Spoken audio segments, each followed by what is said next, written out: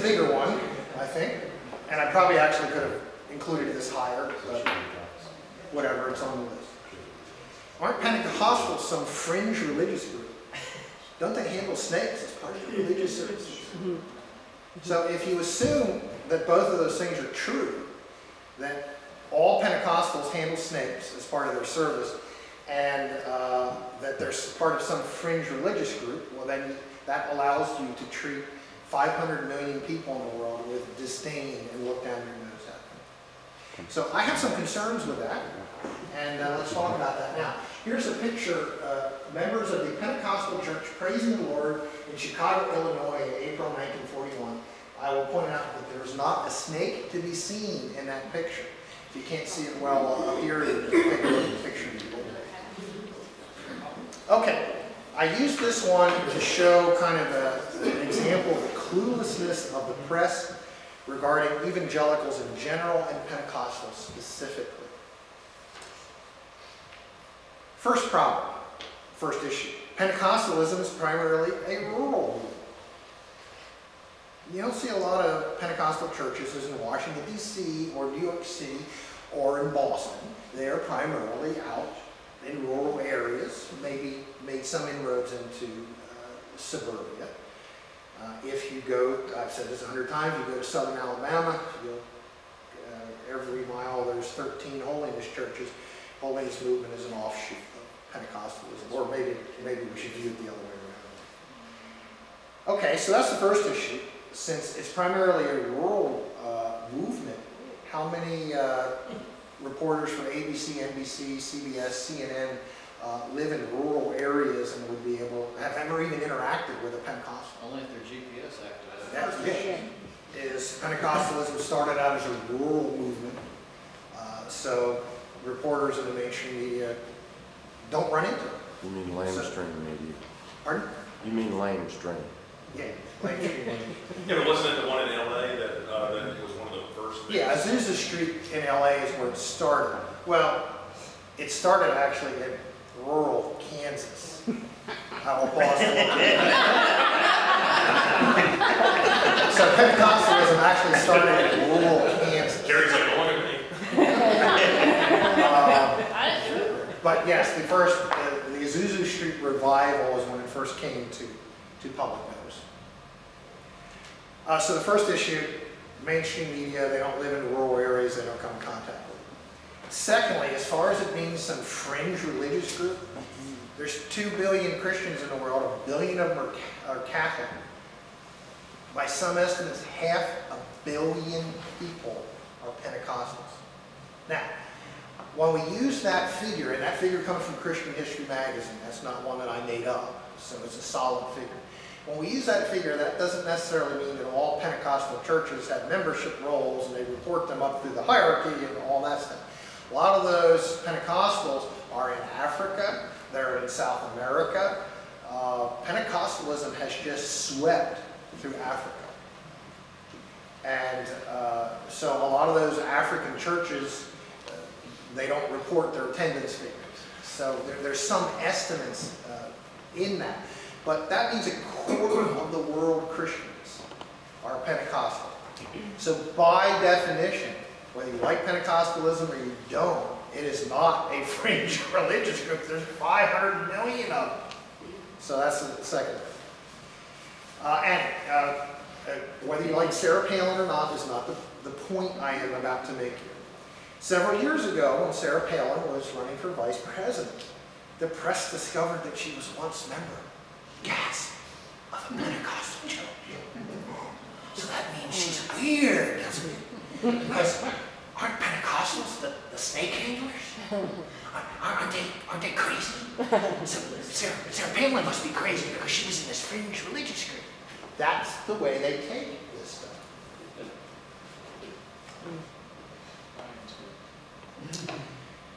The media often tries to ridicule Pentecostals by identifying them with snake handlers. Now, according to Wikipedia, in 2001 there were about 40 small churches that practiced snake handling. Most of them considered to be holiness Pentecostals or charismatics, and some of them are in North Georgia. We have snake handling churches. 40 small churches. You say North Georgia, you're talking within 30 miles of here. 40 small churches. Now, to compare that, to give you a comparison, in 2006, the Assemblies of God, which is not the only Pentecostal denomination, had 12,000 churches in the United States, had 236,000 churches and outstations in 191 other nations. This is just Assemblies of God, which is not the only Pentecostal denomination. So, this was my favorite line in the whole book, by the way. So let's see, 40 churches that handle snakes, 236,000 that don't. So let's go with the snake handling story. That was my favorite line in the whole book.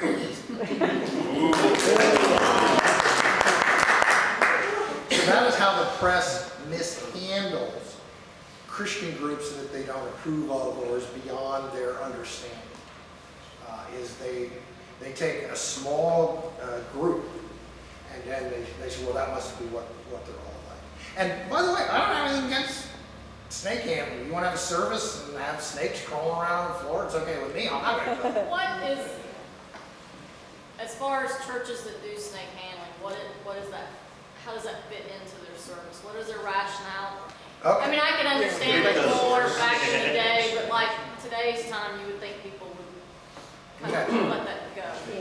If you look in your Bible at the last chapter of Mark, and in the NIV, and I'm not putting anybody down, but in the NIV, there's a note in the middle of the 16th chapter of the Gospel of Mark. And it says, the most reliable early manuscripts and other ancient witnesses do not have what we are printing after here in Mark. So that means the earliest versions we have of Mark does not include what I'm about to read. I will go to Mark 16:15. He said to them, go into all the world and preach the good news to all creation. Whoever believes and is baptized will be saved, but whoever does not believe will be condemned. And these signs will accompany those who believe. In my name they will drive out demons. They will speak in new tongues. They will pick up snakes with their hands, and when they drink deadly poison, it will not hurt them at all. They will place their hands on sick people and they will get well. I have just given you a definition of Pentecostalism. So is that the only translation? I've never heard that before. Is that not in the King James? I mean, why is No, that? it's in the King James, sure. Really? Yeah. Not all Bibles have the note that danger, Will Robinson, this is not in the earliest manuscript, but it's in all Bibles. Huh. So that's where the snake handling thing comes from. If it's not in the earliest versions, how did it get in there? Because later translators thought this is cool and they included it. Probably just even really reading it word for word. Like where you throw in the little comment in your essay to see if the professor's actually reading what you wrote. So much of Pentecostalism comes out of those verses. What it talked about? It talked about speaking in tongues, driving out demons. I mean, that kind of defines Pentecostal. Yeah, I'm just saying, I think there's equal disdain for the same for that, for speaking in tongues. Yeah. For healings. Yeah. The reason I chose the snake handling thing is because it's such a tiny part of Pentecostalism, and it's often blown up as if that's what it's all about. But that's where it comes from. So that's why I said, you want to have snakes as part of your service? That's great. I'm not coming. And there's a biblical justification for it. I'm not arguing with that, but I'm saying that the amount of people who practice that particular item is very small. That's my opinion. And then I went on also, and again, what I'm about to say, my point is whether or not you should like Jimmy Carter. My point is not whether or not you should like Ronald Reagan. I'm just using them as illustrations of the tone deafness of the mainstream media to evangelical religious issues. 1976, Jimmy Carter, who was a member of the Southern Baptist Convention until 2000, became the first president who claimed to be born again. Now, I'm I'm guessing there's not a person in this room who doesn't know what being born again means. Now, that may not be your view of Christianity, because a lot of us frozen chosen Presbyterians, we grew up in the church. We were taught when we were 6 years old the gospel, and so to us, we don't necessarily feel you have to have that defining moment where the lightning comes down and then you're born again. But I bet all of you know what it means to be born again. The press had no clue. I remember watching John Chancellor, who was still alive back then, and he reported, we just got this in, it's been discovered that Jimmy Carter is a born-again Christian, and we're looking into what that means right now. There were 65 million evangelicals in the United States when Jimmy Carter ran for president. And the mainstream media had no idea. They had not even ever heard the phrase before of born again Christian. Had they not even heard of Billy Graham? I guess not. I mean, Billy Graham used that phrase from time to time. They heard of him, they just didn't hear him. Yeah. I hadn't heard of that, but Another example, I didn't include it in the book. It actually came up during dinner last night when we were having this theological discussion. Remember when Jimmy Carter, he did the Playboy interview, and he said that, well, yeah, I probably lusted after women in my heart. Oh, the press went nuclear. Oh, he's a hypocrite. He's this big Christian, but he's a hypocrite. He lusts after women. Well, Jimmy Carter is a Baptist Sunday school teacher.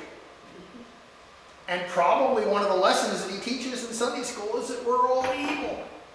And that Christians, even if they're baptized and even if they've asked Jesus to enter their life to be saved, you're still evil. And you will fight against evil the rest of your life. So when Jimmy Carter, Baptist Sunday school teacher, says, I've lusted after women in my heart, it's in that context that we all battle with sin all the time.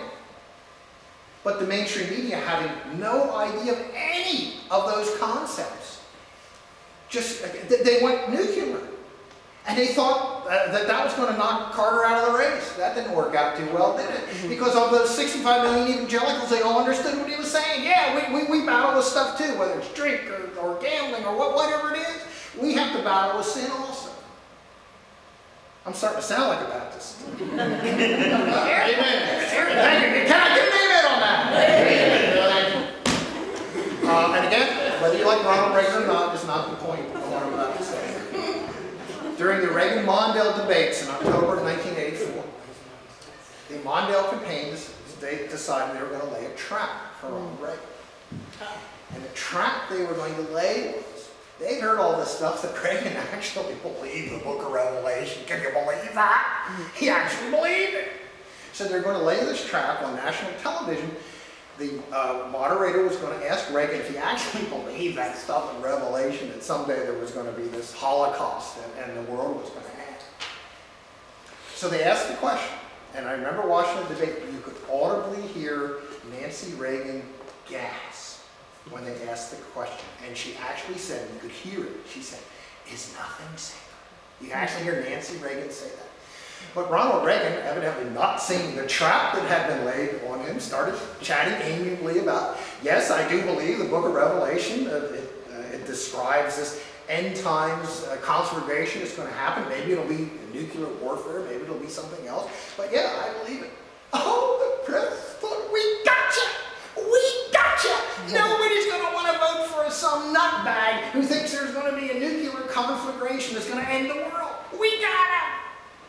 And what happened? 65 million people. In the 65 million evangelicals who all swooned when Reagan said that. Oh! They swooned when Reagan said that. And Reagan won by the biggest landslide in American history. Another example of the press just has no clue about what Christians are all about. Now, and that, I think a lot of people in the press thought that he was trying to bring about the end times, too. Well, yeah, they went in it with that. Ronald that Wilson thought. Reagan, 666. Is this the guy who wanted to have his finger on the button? Well, the Russians didn't want him on that button, so that's the guy. Neither did I, Reagan. So All we that's, need right now is another Ronald Reagan. Amen. all that comes from a lack of understanding on the part of the press, and I would throw in the entertainment industry, of what Christians actually believe, what they're all about. This got in a little bit, we'll talk about it more when we get to that bullet point, but the whole point about why do Christians think we're all evil? Well, in the context that Christians believe in original sin, even if you're a saved Christian, you still have to fight against evil the whole rest of your life. All Christians understand that. But if you're a secular humanist, maybe you've never been in a Christian church in your whole life. You have none of that context at all. So the idea that a Christian might admit in a magazine interview, yes, I've lusted after women in my heart. Well, to them, that means you're a hypocrite. Well, no, that means you're an evangelical Christian. And again, there's 65 million.